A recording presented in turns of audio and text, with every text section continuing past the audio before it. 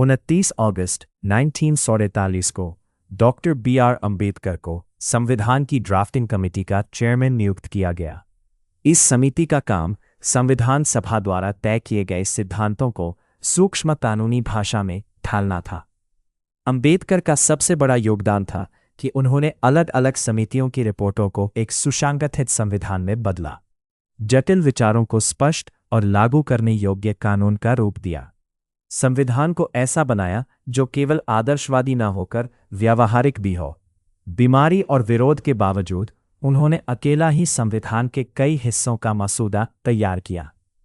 मौलिक अधिकारों पर अम्बेडकर की गहरी छाप है। उनका मानना था कि लोकतंत्र सिर्फ मतदान तक सीमित नहीं है, बल्कि सामाजिक समानता उसका आधार है। उन्होंने जोर दिया कानून के सामने समानता, अस्पृश्यता का उन्मूलन, धर्म, जाति, लिंग के आधार पर भेदभाव का निषेध किया। उनके लिए मौलिक अधिकार राज्य की कृपा नहीं, बल्कि नागरिक का जन्मसिद्ध अधिकार थे। सामाजिक न्याय और आरक्षण पर उन्होंने स्पष्ट किया कि समानता का अर्थ सिर्फ बराबरी का व्यवहार नहीं है। जो पीछे है उन्हें आगे लाने के लिए विशेष उपाय जरूरी है। अम्बेडकर ने मजबूत केंद्र वाली संघीयता का समर्थन किया। उनका तर्क था कि भारत को ढीला संघ नहीं, बल्कि मजबूत राष्ट्र चाहिए। डॉक्टर अम्बेडकर एक प्रशिक्षित संवैधानिक वकील थे।